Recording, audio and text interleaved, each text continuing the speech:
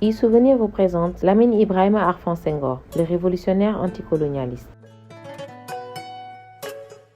C'est un honneur pour nous de revenir ici et de parler également de l'histoire du Sénégal, l'histoire des figures illustres de notre pays et de l'Afrique. Parce que Lamine Senghor est une figure de l'histoire africaine de l'après-première guerre mondiale. Vous avez raison de dire que c'est un tirailleur sénégalais. Lamine, vous avez dit Ibrahima Arfan Senghor, n'est pas bien connu au Sénégal.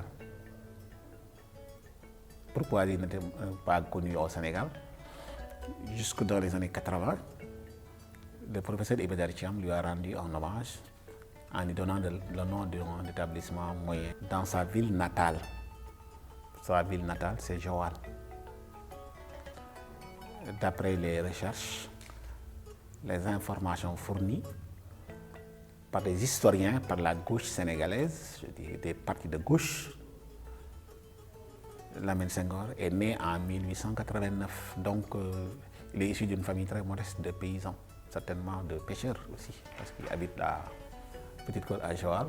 Né le 15 septembre 1889 à Joal, Lamine Ibrahima Arfan Senghor, une grande figure historique méconnue des Sénégalais, est pourtant véritable pionnier de l'indépendance de l'Afrique et du Sénégal, au regard de l'exemplarité de sa vie, pour ne pas dire son combat. En 1912, âgé de 23 ans, Lamine Senghor débarque à Dakar où il travaille comme boy dans la maison bordelaise Morel et Prom. Jeune analphabète, ne connaissant que les travaux agricoles, il subit les pires humiliations. Il avouera plus tard qu'il a eu le sentiment d'être traité en sous-homme. 2 ans plus tard, en 1914, éclate la Première Guerre mondiale. Il fut enrôlé dans les rangs de l'armée française pour aller défendre la mère patrie sur les fronts de l'Est de la France. En tant que tirailleur sénégalais, il a participé à toute une série de combats, à savoir colonialisme et impérialisme, libération des peuples opprimés et colonisés, restauration de la dignité des Africains et la libération de l'Afrique. Lamine, c'est une des grandes figures de l'anticolonialisme dans la Première Guerre mondiale, dans l'après-Première Guerre mondiale. Parce que essayons de camper le décor, de décrire le contexte dans lequel Lamine Senghor est apparu. C'est la période d'après 1919 qui voit beaucoup d'Antillais, de Malgaches s'installer en France. En même temps, des tirailleurs comme lui s'installent en métropole. Alors, ils ont le fait de vivre ensemble, donc les rapproche. Une communauté noire se met en place et ils sont certainement victimes de racisme. C'est une période où également des Noirs de la diaspora organisent des conférences. C'est cette conférence de 1919 à Paris pour demander la libération de l'Afrique. Donc les William Dubois, Richard Wright, Sylvester Williams, première conférence panafricaine. Dans ce contexte-là qu'apparaît Lamine Senghor. Lamine Senghor est un tirailleur qui a été mobilisé en 1915, qui s'installe à Paris, qui fait la guerre. Après la guerre, il revient au Sénégal pour plus tard repartir en France. Mais quand il retourne en France, d'après beaucoup de chercheurs, Lamine Senghor, à ses débuts, n'était pas un révolutionnaire. Mais il s'est installé en France, où il va se marier d'ailleurs. Alors, il se marie, mais l'événement qui a conçu un déclic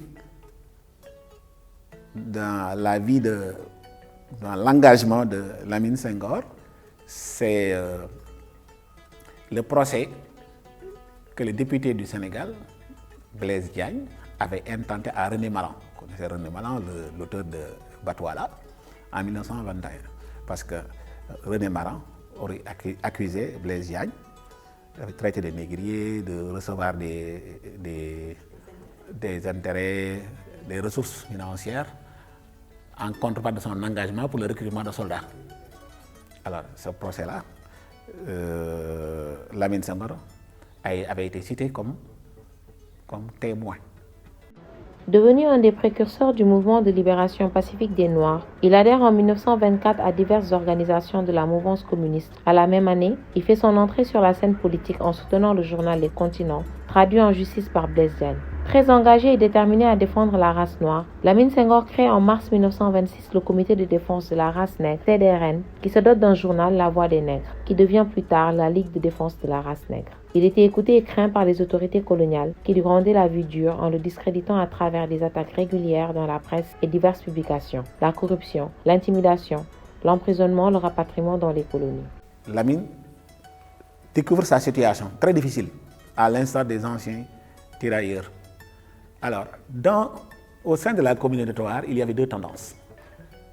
Ceux qui réclamaient l'assimilation, c'est-à-dire que l'élargissement de la citoyenneté française aux Noirs, et ceux qui voulaient l'indépendance de leur pays, l'indépendance de l'Afrique.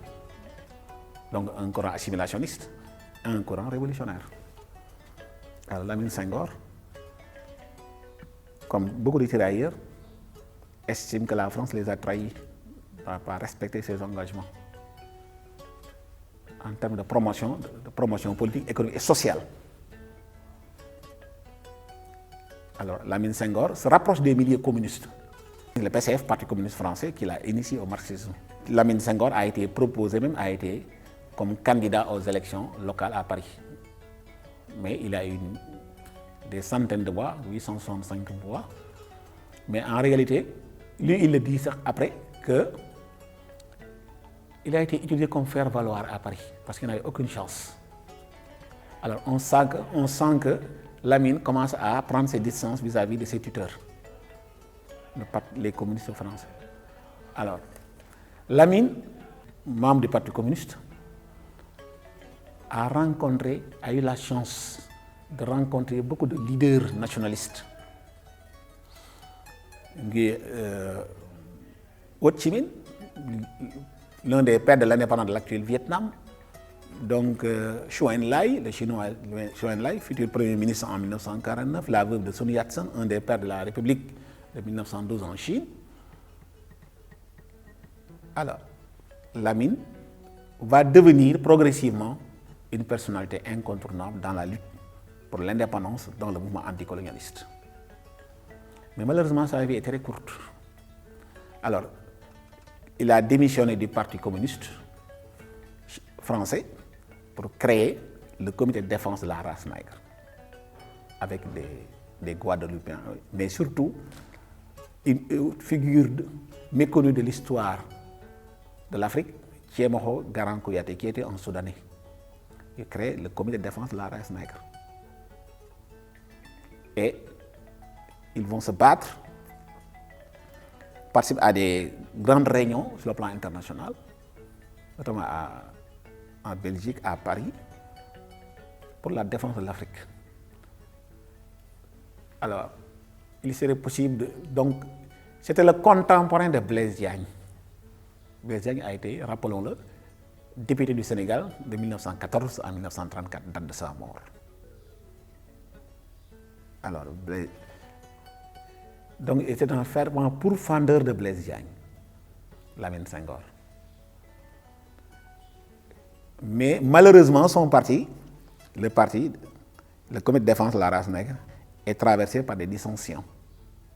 Ce qui l'obligera, avant sa mort, à créer une autre formation, la Ligue de défense de la race nègre.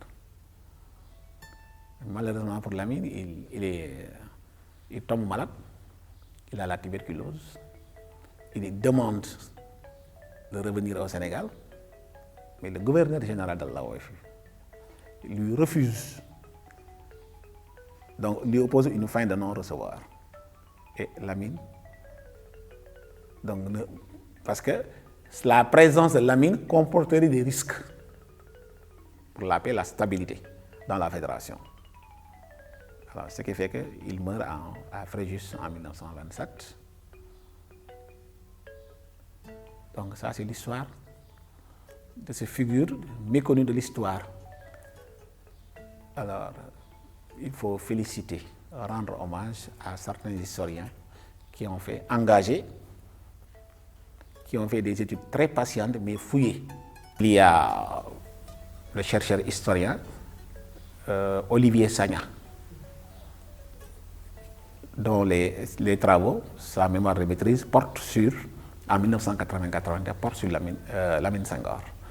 Sa thèse porte sur les pionniers méconnus de l'indépendance. C'est ça l'histoire. Ensuite, d'autres en ont parlé. Le professeur Iba Der Thiam, à travers sa thèse également, en parle. Sinon, beaucoup de Sénégalais ne connaissent pas Lamine. Nous voudrions toujours encourager les réalisateurs, les archives existent, pour faire encore un documentaire sur Lamine, pour permettre également toujours aux jeunes générations de mieux le connaître et de connaître la portée et le sens de son combat pour la liberté de l'Afrique. Voilà, il y a des partis politiques de la gauche, surtout proches de qu'on appelait à l'époque maoïste, le mouvement culturel au Sénégal. Moi, j'ai découvert je crois en 1984, une des chansons que le mouvement culturel lui avait dédiées. Voilà, les Lamine Senghor, etc. Qui est mon Garan Kouyaté. Mais ce sont des documents qui ne sont pas à la portée du grand public. C'est dommage de le constater. Voilà, donc pour ce personnage charismatique, pour ce leader méconnu et même ignoré de beaucoup de générations. Voilà l'histoire que nous devons écrire, que nous devons enseigner. Aujourd'hui, des canaux existent